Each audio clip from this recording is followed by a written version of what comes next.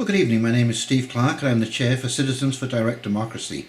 And today is December the 6th, and I just attended and videoed the Bobcaygeon Beach Park public meeting.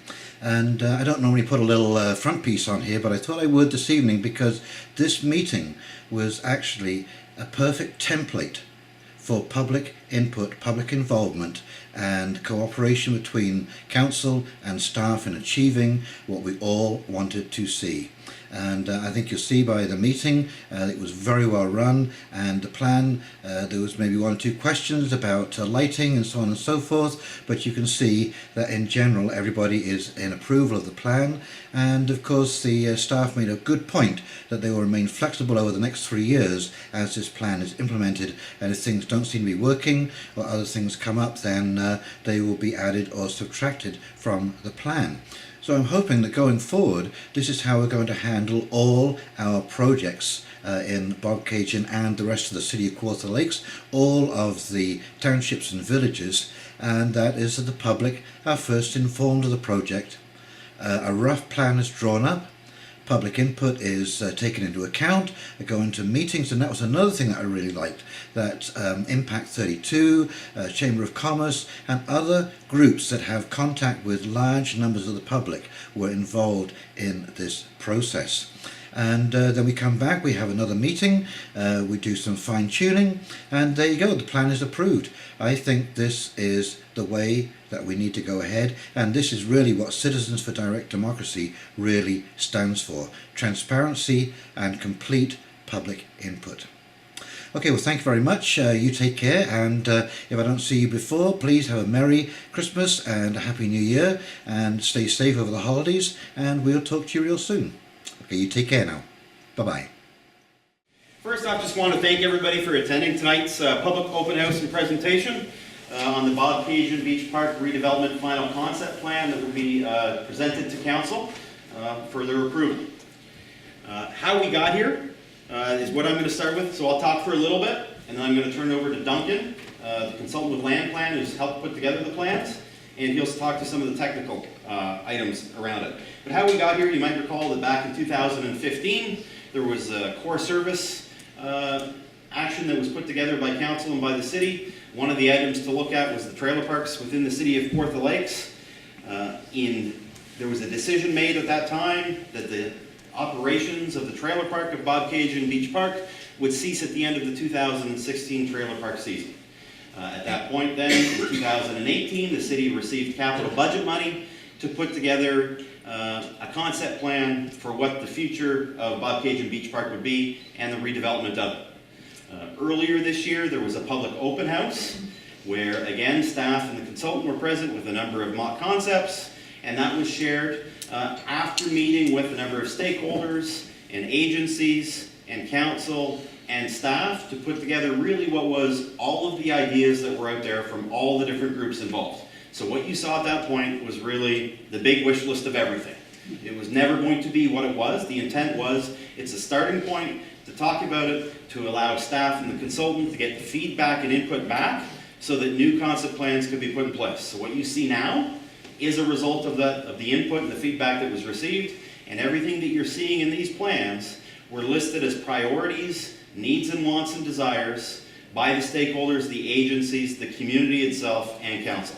These are the higher priorities that were listed by them. The stuff that's been removed is because it wasn't a priority. You will see there's a bunch of rejigging that's taking place with a number of things, and again, that meets with the input that was received from the community at that public open house, as well as from meetings with those different groups that I've mentioned. Some of the main priorities that were mentioned and that you will see in here. So the docking locations was specific. It was mentioned from the first concept plan to this, and you'll see now it's more condensed into that middle area. So there's really 3 parts to one larger park. So on my left, you'll see what I would consider to be the active parkland. So it's the beach, playground, concession stand. The middle area, which is somewhat removed from the active part, which is where the motorized boating will take place. So you've got the boat docks in sort of the current locations where they are located now. Yes, a little bit expanded, but in the current location. The boat launch in its current location, but widened to a double wide, because that was something that was expressed as being very important. And then you move further to your right-hand side of this conceptual drawing, which is really where the green space and open space is. So a chance for families to go and have passive parkland experience, have a picnic, throw a baseball, walk your dog. There is a potential down the road for a grandstand that would be able to be used for outdoor concerts in that open green space. So, but docking locations was one. Docking use was another main priority. You'll remember the previous concept showed that it was potential for transient as well as overnight docking. What was really expressed from the community was they wanted docking, but they wanted to be transient.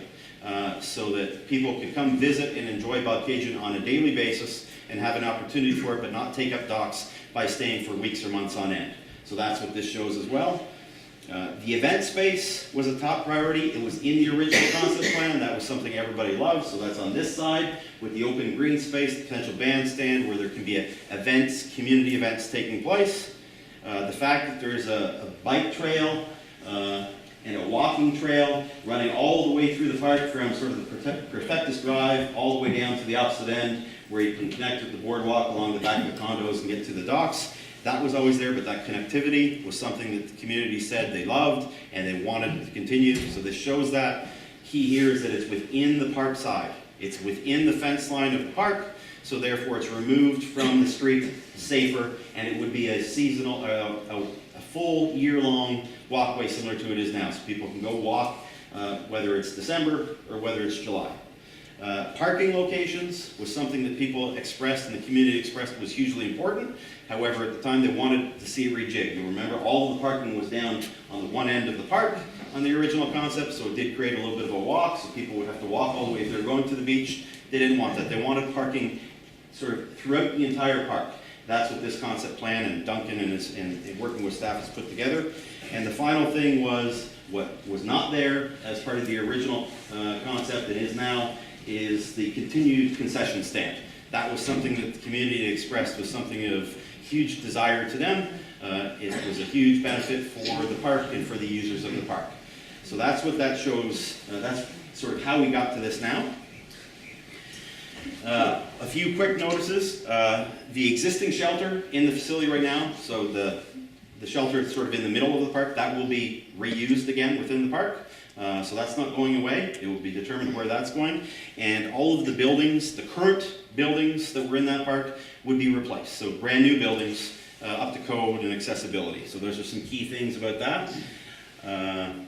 Next steps is that, so in 2019, Council will be deliberating the capital budget for the 2019 year. Early in the year, in January of 2019, there is a budget item within that capital budget request to ask Council for dollars to begin on the detailed design work, which would be the first bit. So we would go out for purchasing documents to hire somebody to do the final detailed drawings and the construction management, project management of it, and then hopefully after the park season would end, there would be money to start doing some actual physical work within the park. So that's sort of the plan for 2019, and it would be a multi-year project where we'd be asking on an annual basis for some funds to go towards it to finish the park. And there obviously would be decisions made as to what concepts needed to be done, when, and all of those things. So there's a potential for a different amount of monies in each year. It's all based on capital approval, and that's how the physical work would be determined for what work takes place when and what year. Right now, there's a certain amount of money that would be requested in 2019 to start with getting the detailed design done, get out the contract documents, and then begin the work late in the year from a physical standpoint. Okay. So with that said, I think I'll turn it over to Duncan now, and he can walk through some of the more technical aspects of it. Okay, thanks, Craig. So I guess I'll go through, Craig's touched on a number of items that I'll discuss as well. But as you can see, from the first public open house, we had a lot of feedback and a lot of great comments. And so we it's a total redesign. So I think that we've been able to accommodate the city's park programming requirements and also to facilitating a number of the comments that we received from the residents during that public open house. There are 7 major design design changes from the original concept that has sort of shaped and framed the master plan concept that you see today. So I'll go through those. So the first change, design change, had to do with the field house. Previously we had it on this side of the park, thinking that it was going to be, this could be the hub, but there was a very strong desire to have it located closer to the beach side of the park, similar to the function of it now. So we have now relocated it in similar locations, not exactly the same as the location now. Also too, as Craig mentioned earlier, there was a strong want to have food concessions as well. So we've made the building a little bit larger, around 150 square meters, so that could also accommodate having a food concession. The intent of the building as well is you kind of have the frame of the washing facility, but then it would be great to have sort of a train type of style of the building where the canopy is much larger on either end, and it expands beyond the building. So what it does is on either end, next to the playground that could be here, you have shade. So you can sit under there, watch the kids play. I know that everybody wants shade with trees that are around the playground, but unfortunately they have to start small. And then it takes a while before you can kind of get that shade. So that it's always great if you can locate those next to the building and then have that kind of instant shade with the sort of canopies that's created from that. Design change number 2. So the second design change was there was also, because of having the field house located closer to the beach, and the parking was, as Craig mentioned before, on the west side, there was a strong need and want to have parking located closer to the beach. So we've provided parking spaces here for 28 parking spaces and 2 handicap for a total of 30, which then allows for ease of access to the beach, and then also to facilitate and get access to the field house as well, the washing facility. The third design change was a lot of comments we received the first time around, was the larger motorized craft docking. We had it situated here. The original idea was the water is the deepest and through this space, so we thought it'd be great to have it through here. Obviously we knew that there was going to be a little congestion here. There was a strong notion to say, no, don't do that. So we said, okay, perfect. So we pushed it further away to, on site there's existing 3 docks there now that facilitate and allow for the larger boats to come to the park. So we've just sort of expanded that area and sort of said, okay, we can get 25 boats, 25 slips, utilizing 28-foot docks. So this, as Craig mentioned, this would be for more day use. The fourth design concept was for smaller boats. So the existing cove and break wall now acts and is used for day running. So for similar use, we sort of said, okay, well let's do the same thing. We can provide 18 slips utilizing 18-foot docks. The fifth design change was water access. So there was, previously we had it over here where we had sort of the docks kind of clustered together. There was a strong notion to say, you know, why don't we just reuse the existing boat launch? So in this concept, having the day runner boats and the larger motorized boats, it's just a natural fit to keep and utilize the same boat launch. So what we're proposing to do is to expand the concrete launch pad from a single to a double. Because then that'll help out with congestion, because I understand that this is a popular place to launch your boats, but then every once in a while they might have a fishing derby that might launch off of here. So there's a strong need and want to have the double boat launch. The fifth design change was the truck and trailer parking. So we have 5 parking spaces. I know that doesn't seem like a lot, but it's still nice to kind of have the ability to park your truck, do whatever you need to do. Maybe you can go park it to the marina that's around the corner, the kind of people, or not the marina, sort of the arena that people kind of do now. The intent of this area is to be controlled by coin operated or some kind of machine that can monetize or control access to the water and or parking. The seventh and last design change, I would say, it's not a design change, but I think it significantly changed the function a little bit, is that we had to reduce the parking on this side to accommodate, as you can see, we had a setback that we were required from the water's edge to be 15 meters for anywhere that we were in the winter wanting to use salt or to kind of clear the pathways. So we had some limitations to where we could provide any kind of paving. So it kind of, as you can see, it's a long little runway. We had a truck turn around here to kind of back in with the boats, but then we had to extend to kind of allow the parking and movement. this space here was kind of, we weren't allowed to kind of encroach in that zone. So it's kind of pushed the trailer and truck parking further west in the site, which then reduced the parking on this end. We are still able to get about 48 parking spaces with 2 handicaps, so a total of 50. So on site, we can get a total of 80 parking spaces. So I think that's still pretty good for this size of park. We all want more parking, but the downside is if we have more parking, then you have to lose more trees, you lose more green space, and then why do you go there? So I think that this plan really sort of accommodates a lot of the city comments, or so the comments and feedback that we received from the first public open house. And it also meets the program requirements that the City Parks Department is looking to achieve. The parking space on this end is really to facilitate the open green space and event space. So the event space and this sort of little gathering space could be used for social interaction with benches, chairs, and people kind of sit there and hang out, or it could be used as a stage area. Craig mentioned earlier that we could have movies in the park. We could have the local band or choir have a gig there, or it could be a place for fireworks. So this really provides access to the event space that's happening here. But then also, because the beach is really popular, this parking lot may get full, and it just could deal with the overflow as well.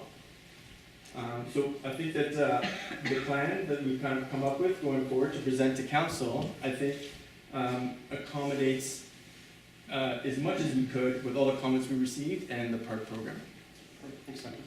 One other thing I'll quickly mention, and while the concept plan shows obviously a summer park, the idea here is that moving forward, understanding that the connectivity, the walkway throughout the park is open in the wintertime and would continue to be open in the wintertime.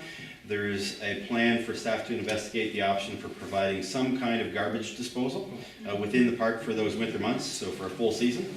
And it's probably going to be some kind of in-ground garbage. They're pretty popular with parks across the province now. It creates easier maintenance, it's a larger thing, and it's less needed to be removed, and it's completely sealed up. So there's but that is one of the things we're looking at. The other idea behind this park is to again make it as much possible to a full season park.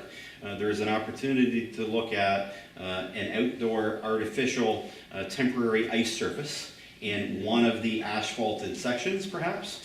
So that would be a plan moving forward as well that you don't see here. But the understanding not just to benefit the summer months, but also to turn the property into that full seasonal park if possible. And that's something that was expressed by stakeholders, agencies, council, certainly council and the community as well. Okay. Go ahead, John. Will this be online soon, so if we want to sit down and really absorb it all, and is there still some time to provide some comments on the concept? I'll talk to the second part first. So what the idea here is obviously is there are notes being taken, there are staff here, consultants here, councils here.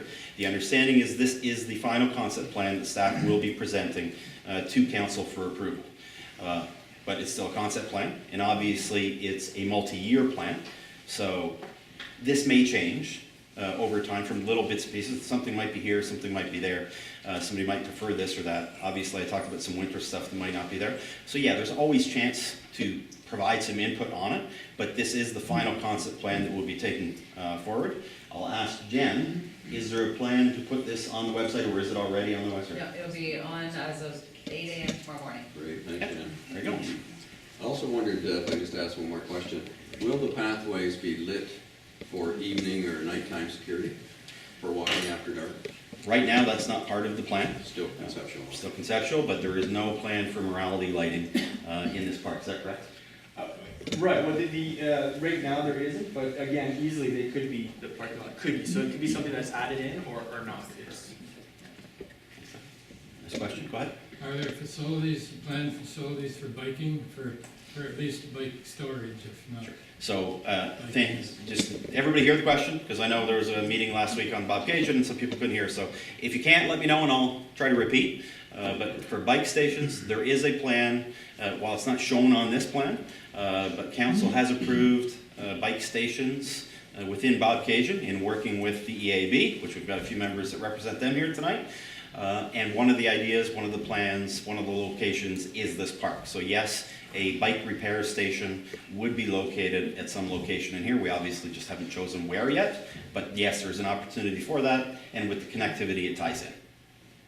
Right here first, John, if you don't mind. I understand, like the little pond in the middle here, there's no plans to do anything with Yeah, that? so I apologize, there's still some kayaking in there, and it should, so in the original plan, we thought it'd be great to kind of get access in there with your kayak or whatever, but because we've gone through and done a natural heritage study, and so what has happened from these reports is that this is a very environmental sensitive area, so there is a provision to put in a new metal bridge, but the idea would be that we'd have signs there to say, do not enter.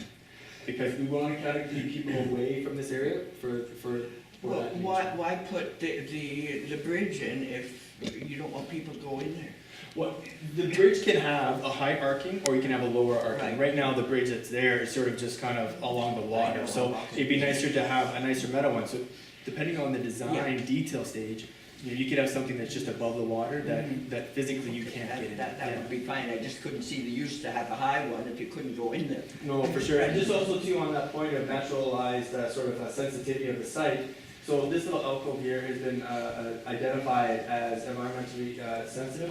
As well, it's been also identified that along this waterfront here, it is starting to form as a wetland. And so there's a lot of naturalized species that are happening through here that it isn't classified, but it's sort of emerging to be. So as you'll see, we have tried to improve the waterfront edge and increase the riparian zone by natural planting. So the idea is that we don't have a lot of activity along this side of the edge at the waterfront for that particular reason. Just along with that point, that if you're proposing the amphitheater there, that could be a problem with noise. And the other thing with that, you've got residents on that side, you've got residents behind residents on this side. Would it not be better to put it in the middle and have it go back towards the water? Well, that's an option for sure. The only problem is if you put it in the middle and you have it go that way, you don't have a lot of room for people One to thing kind of. more closer to the active area, like down around this area, and here, just behind the, no, further to your right. Between the whole line, Oh, if you're here. further to. A little bit there, almost where the existing shelter is now. Yeah, yeah. And again, it could be a potential option. It's just sort of, the idea of the amphitheater is it doesn't have to be a full structure, but it could be just an event. So if the sound is being projected this way, at least it's not being shot at the residents that are here, because I know that's an issue, because that was brought up at the last public meeting as well. But it's just sort of, to kind of balance the site use, we could try to fit everything here, and then it's just you have this whole space over here that's not being really utilized. So if we kind of like look at the program and kind of space it out with what we have. So right now we have, there's also been identified with the arborists that this area here has some great, huge, large trees that would be great to kind of save. So, we kind of try to reduce the amount of development in this space, as well as in this area here. We try to save as much as we could, because just some of the trees that are fantastic. I know there's a lot of populars and everyone hates those, but some of the trees there are just fantastic. There's no more trees coming down, is there? From the previous design? No, I mean from the park right now, they've taken down an awful lot of the trees. Oh, have they? Okay, yeah, so I'm not sure what has been. The trees that came down currently right now were because they were either hazard trees or ash trees. And obviously with what's going on with ash borer, you want to get rid of, it's not just this park. Within the Kawartha Lakes, there's been a number of parks where the city has had to remove ash trees, and in fact, multiple other municipalities have had to do far more, especially to the south and west of the city of Kawartha Lakes. John, question? On the legend on the map, there's notes about stormwater interceptors, which filters the water from storm events and such runoff before it gets into the lake. Is that just for the parking lots, or does that include intercepting any storm drains coming off of Park Street that perhaps currently drain right into the lake? Well, the intent is that the way the grading works is everything seems to be controlled sort of the west side of the park. There really is only an issue on the east side of the park where you have street water that enters, unfortunately, through the beach area into the water. Okay. So the thought was that in through here, it might be tough to see from the back there, but it would be nice to kind of create a retaining wall here with some kind of a stone, which essentially what we'd do is raise the elevation of the back side of the beach. So that what we're essentially trying to do is, right now on site, there are a couple of catch basins that are actually situated in this location here that really aren't doing anything. So if we were able to raise the grade here and kind of create a little pond area or a rain garden or something like that that would kind of collect all of this water and then utilize those catch basins, then we can reduce the E. coli and all this sort of contaminants that has been identified within the beach area. Okay, but just in that location. Well, right, because for now, because right now there doesn't seem to be too much of an issue of water coming from the street Okay. to the site. The site is higher than the street level as you go west. And yeah, so the idea would be to collect and intercept the water that's going to be created in the parking. You go ahead and then we'll come back to you if that's okay? I That's just- question. Okay, and then we'll go. So here, there, and there. Go ahead. Okay, how effective has the fountain been in reducing the E. coli? My understanding, the issue with E. coli is standing water. So the fountains are helping because it's aerating and creating movement in water. Unfortunately, just the way that having the wall here, it's everything just kind of sits in this area. So, you know, to be honest, I don't have the technical numbers or data in terms of what it is doing, but you know that I know that having them helps. Yeah. Back corner? So just as, oh, Go ahead. Right there. Yeah. With me? Yeah. Okay, the trees, by the way, I like your plan. I'm quite happy with that. The trees that came down were all poplars. Correct. And they were still pretty good poplars. They would have lasted quite a while. Now, there's a whole bunch of stumps left in that park. And you're telling me you haven't got any money in 2019. I think we need to grind those stumps out before people have fallen over them. That should be something that at least happens this spring. Yeah. Good, it was saying there wasn't any money. On the left. Question? Yeah, people had concerns that the big boat dockage there, even though it's daily use, it still looks like it's fairly close to the beach. So you've got kids on the beach, you've got the fountain there, which might be in the way of big boats coming in. It still looks like it could be a concern. Yeah, for sure. So right now, there's 3 docks similar to what's spacing here that are existing on site now. Keep in mind all the boat docking and this, you have to enter from pretty much the west side. So you're not entering from the beach side because all the docking is on the west side of that. So you are still separated, and again, boat docking was something that the community and all the other agencies and stakeholders has expressed in retaining.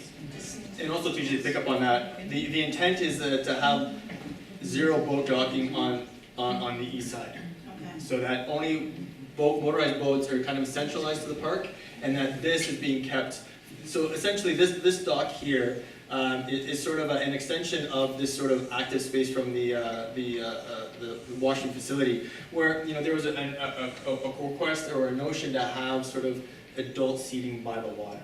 And so you could have the kids playing at the beach, and you could come sit at the boardwalk and be right up to the water. And you can sit on a couple of benches, you could bring your own chaise lounge or a chair, and you can kind of get right close up to the water. So this whole area is more very passive, more swimming kind of activities. This other dock in this location is more for water sports. So you can kind of get into the water and paddle boat or Kayaks. and kayaks, exactly. So this line here is very much divides the motorized activity water sports, and then this side is very quiet. It's all swimming. It's sort of really, as far as possible as we could, separate the 2 uses. Question right there. Will there be a fence along between, or at the edge of the park and the roadway, or just greenery? Right now, There is a fence plan for, yes, to create that delineation between Park Street and the park, especially understanding the intent is to keep that connective trailway walkway as a full season throughout. So therefore, any walking, regardless of the time of year, can take place on the park side of the fence as opposed to on the street. And will electrical services be installed for wherever you put the entertainment unit or the gazebo? Duncan, you want to? well, the site is actually it has enough power to pretty much do almost anything that we want to do here. So if there is a need at the design stage, which is the next stage that this goes, that there is to have electrical power so that you can connect the sound system, or obviously if there's a shade structure, you want to have sort of morality lighting. You want to, I think there's enough power to the site currently that whatever's being requested or a need for the next day can provide. There's one over here first, yeah. Yeah, just to add value to docking, boating concerns. I've been an avid boater for 40 years now, and the layout that you have there currently, as a boater, I would have absolutely no issue with that, and I would not interfere with the beach area as a boater. So I want to discuss any concerns about that, because I think that's a very good design for boats. The only thing I could add to that is what you have under the water, because there might be some rocks in there that have to be removed. But that's just a consideration you could look at later on. Excellent. Okay. But no, I think it's very good. Super, thank you. Gentlemen? Yes, my name's Mike Hand, I live right at Perfectus Point there. More of a comment than anything else. You mentioned the lighting along the pathway and that as something in the future maybe. I'm suggesting that it's something that is necessary all the time. A lot of us, that is our sidewalk. Okay, we have no other way of getting in and out of town. A lot of us like to walk, I may not look it, but I do. And so, you know, we need that walkway, that is our walkway. We can't go on the road, we get run over. So we do need it, so I think it should be part of a priority part. I see Jen actively taking notes, so it's noted. Thank you for that. Here? Will that walkway be paved? I think Jenna said it would. Yeah. Yes. And who were the stakeholders who were consulted? So stakeholders throughout, so we've met with the Chamber of Commerce, and I'm probably going to miss some, so Jen, jump in if I miss any. We met with Trent Severn Waterway. We met with Council as a stakeholder. We met with Impact 32. We met KRCA. So, pardon me? EAB. So any of the sort of groups that are represented as a group that play a role sort of on the waterway, waterfront within Bobcaygeon. Those are what we would classify as the stakeholders. Okay. So, is the walkway, instead of having a sidewalk along the side of the park, we're not having any sidewalks on the park? That's unfortunate. I can't speak to that specifically because that project, the Park Street project, falls within engineering and roads. They look after the development and reconstruction of roads citywide. So a different gentleman asked me about Park Street as well, so I plan to go back and ask them a few questions, but I know there is a Park Street project on the books right now. What it entails, I don't know. What I can indicate to you, from a personal standpoint within community services, Jen might scream at me because I'm not sure her thoughts on this, as the manager of Parks and Rec, is that I would suggest there's probably not a need for a sidewalk if there is a walkway within the park and it allows more room on Park Street for actual road traffic, and as well it creates that delineation between non-road vehicles and people who are using the actual walkway, whether it's to walk, jog, bicycle, whatever. But that's my own thought. But that really is a decision that will be made by the engineering crew, and certainly they will consult with the different departments of the city as well. Jen, cover that fine? Okay. Hold on, I may have seen a different question, John, or a different hand. Right here, actually, yes. Could you explain what number 13 is near the concession stand? I just don't quite understand that. So 13 is just sort of a gathering space. So it's just basically sort of a plaza type area. So the design that you see here was just more of to kind of think about the theme of the existing train turn house that's there now, or that's below grade. Sort of there's a historical aspect of the site that there's a train turnaround.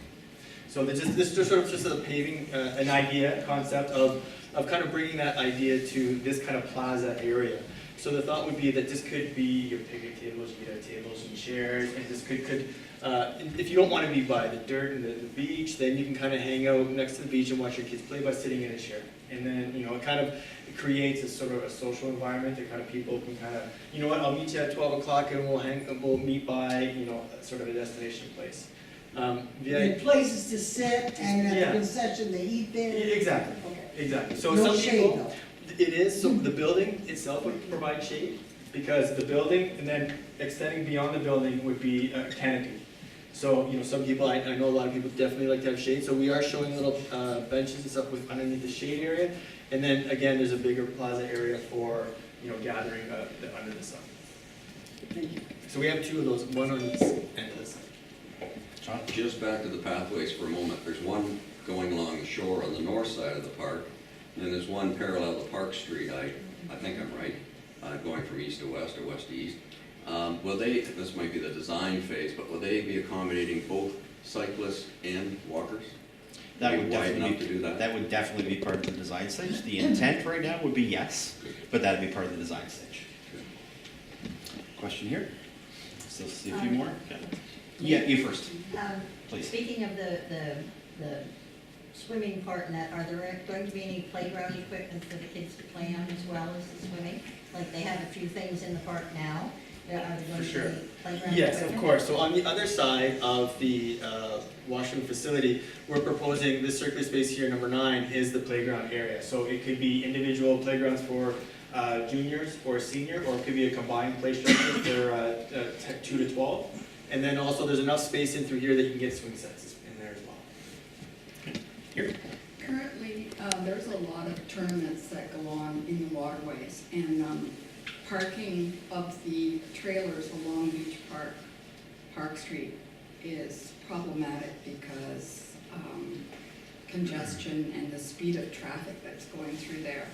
Are there any plans to drop the speed along there? Or to accommodate? It dropped, but it's still high. So again, unfortunately, I'll take that back to the appropriate department, but I can't speak to the speed limit along Park Street. I see Kathleen, Councillor Fagan has her hand up, so I'll certainly allow her to speak if she wants. We reduced it last year from 50 to 40. Yes. So it's enforcement. Reducing it to 30. It's been reduced. I think I saw another hand, right, Mason? This might be a little early to ask, but do you know what type of trees might be planted? And maybe you could put a few apple trees in there, that might be exciting for kids. Yeah, it is it's early. It would be designed in the next stage. The only problem with apples in a park setting is they fall and it becomes messy and it becomes a park maintenance issue. But you're right, though. The apple trees are fantastic. Mary? Craig, can you explain a little wee bit? I personally think it's awesome. I really like it. So kudos to you guys. But I really think it's beautiful. So when you say multi-year, is that going to be in a lot of us' lifetime, hopefully, or can we get kind of like a ballpark idea? So right now the concept is a 3-year multi-year plan.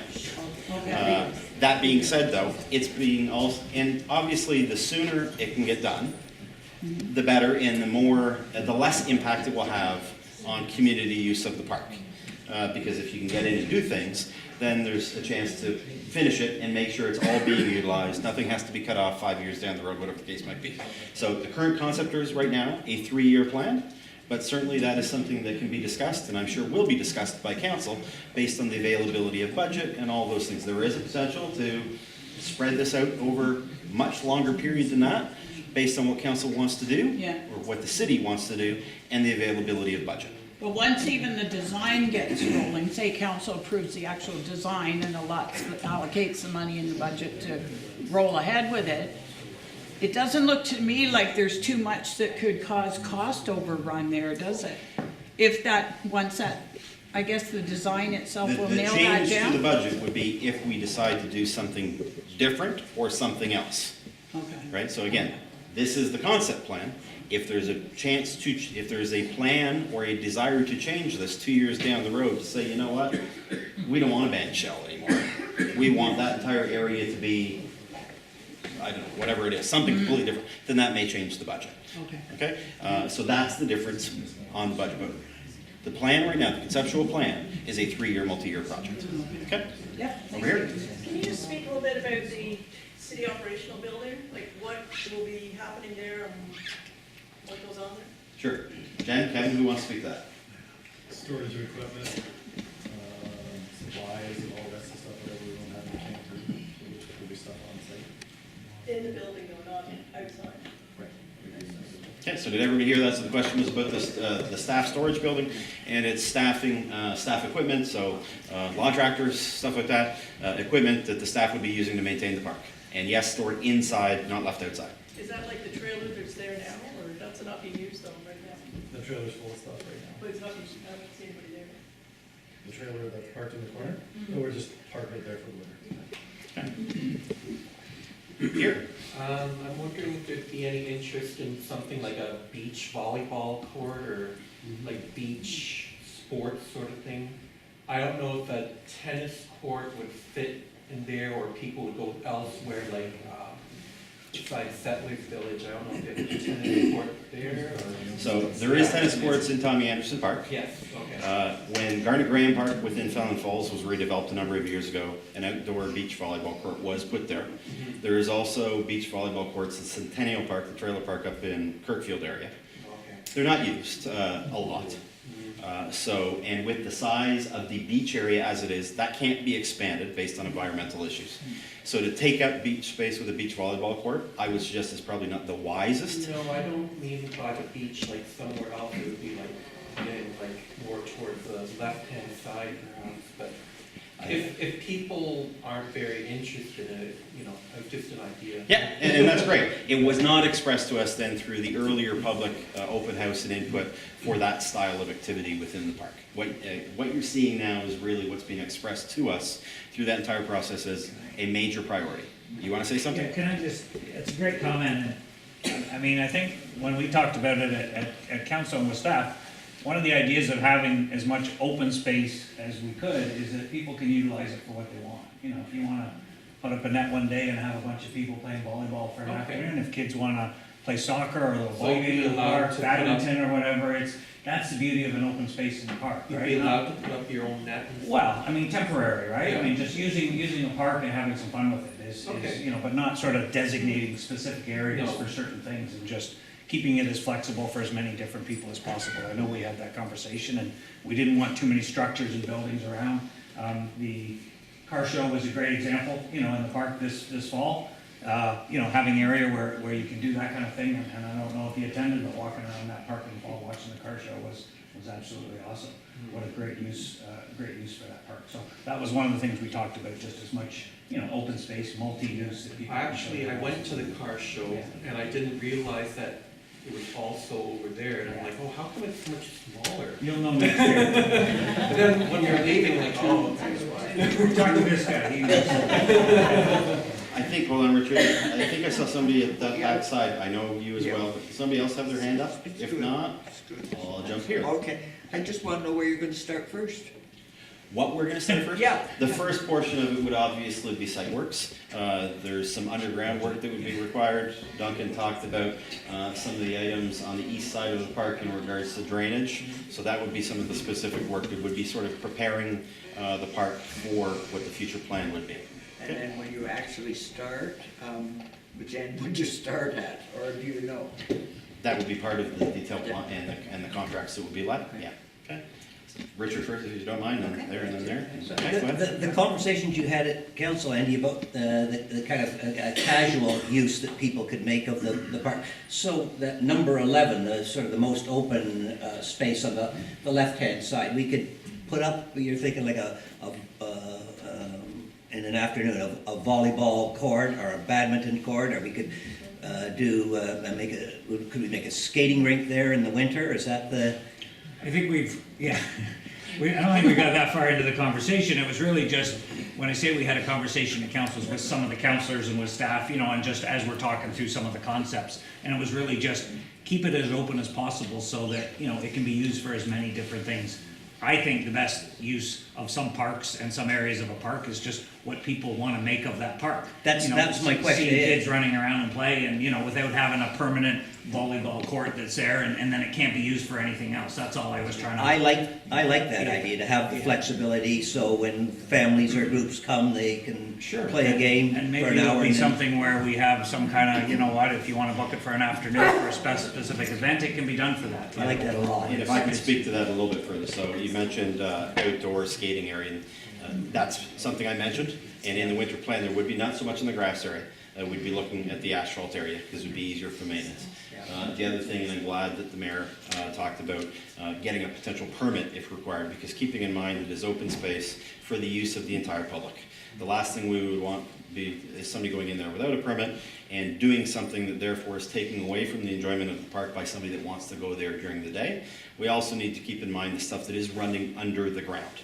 So obviously when you're putting nets up, you are going to put spikes into the ground, and obviously depending on the size and the length of those spikes, there is some concern for what you might be hitting under the ground. So we don't really open that up to people. Obviously that's a discussion that we're not saying no, but what we're saying is if that's the intent, there certainly needs to be discussion to make sure that we're not hitting specific infrastructure that is important to the park or the streets across the road or the homes across the street. Okay? Hold on, John, I saw this lady here. Oh, you go first, Jim. Well, Don Dion, I'm a new resident to Bobcaygeon. To answer this lady's question about where you're starting first, I'm assuming the town will get more focus on the park aspect than the boating aspect. Will the boating aspect be the last part? I'm not sure if the boating aspect would be the last part, but it's certainly not the first part. You're correct in that assumption. So again, it will all come out of the detailed plans that would be let, and purchasing would work with us to get those contracts in place. But yeah, it's certainly not the first part of the plan. So you wouldn't be looking at the end of 2020. If anything, it would be the end of the following year, or perhaps even the third year. Okay. Okay, John.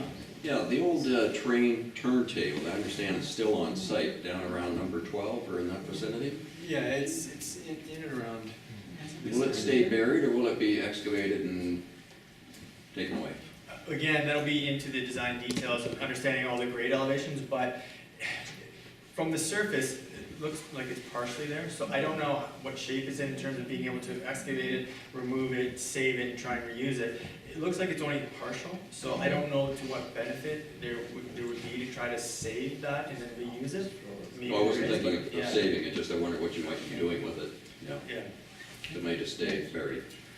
Or have to excavate it reverse to allow for the parking, because we have curbs, so you'd have to drop it down a little bit. Okay. I was just going to say, is there anything there for emergency first aid? You know, you're going to have more boating stations there, and sometimes things happen, or kids, you know, are falling in playgrounds and so on. Just not a building per se, but something that would be there for first aid. Yeah, so the building would have to be built to today's codes, and so with today's codes, there are different sounds and lights that have to be provided for within the washroom facilities. Yeah. And again, that's part of going to be a programming item where if there are special lights and phones, or if there's anything being provided, that'll be brought into the detail stage, but those are definitely valid issues and points that definitely should be reviewed. Yeah, because I understand that the swimming is at your own risk. Right. Whereas you have, Right. Go ahead. In the original plan, the picnic areas had fixed tables, and I noticed there isn't any on here. And personally, I don't think fixed is good, especially if you're looking at gatherings and large gatherings. If you might have more than 6 people, and you're separated, so I think movable picnic tables is a better idea. Okay. Thank you. Go ahead. Currently, there's fireworks that go off on that arm that juts out. Yep. Where will that be moved to, or will it stay there? There's a potential it could stay there. As Duncan's expressed, it could potentially, if it were to work on number 11. I know I've heard comments from some that it could potentially be off of a barge out in the water. So there are options, and that would still continue as to somewhere, either in the park or just off of the park. But that would be up to the organization that's putting on the fireworks to talk to the appropriate parties to see where they want to use it. But there's certainly an option. One. So when you, this may take 3, 4, whatever years. So the concept right now is 3. All right, year 2, that beach going to stay open during the summer? The intent is obviously that we will do our best to keep as much of the park open throughout all of the seasons as possible, but understanding the amount of construction that's going to take place, there is a chance that there will be some impact on the community use portions of the park. So that will come out more in the detailed design stage, but certainly from a 2019 perspective, the beach will be open. There's no plans to start any construction physical work within that park prior to the end of next season. What the detailed design and the contract spells out would then play out for 2020 and 2021 and any potential future years, but that's certainly something that I know Jen has spoken to me numerous times about trying to ensure that the impact on the use of the park is as little as possible, understanding there's still going to be some impact because it is a major redevelopment. Okay? Perfect. Oh, one more. There we go. No question, just want to make a comment. I'm a long-time resident. I just want to say that I love it. I think it's fantastic, and I really appreciate that as a small village of Bobcaygeon, that we would be that lucky to have such a nice.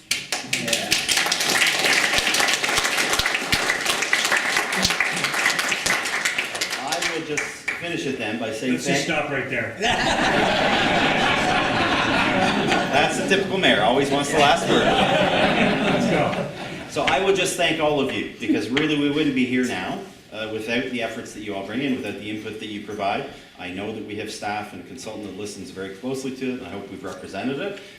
So thank you to all of you for taking part. I certainly want to thank Duncan and Land Plan, as well as Jen and Kevin and Rod and all the rest of the staff who have played a role, because again, without them, we wouldn't be here now. And finally, I know we've got Councillor O'Reilly, Councillor Fagan, Councillor Ashmore I saw somewhere, Mayor Letham. I think I've got all the current councillors. Did I miss anybody that's here? Okay, so I want to thank them for being here, and I certainly want to thank the council because they are the ones that have supported the entire project, getting it to here now, as well talking positively and making sure from a staff perspective that we had money in the budget for moving it forward. So thanks to everybody for all the different roles.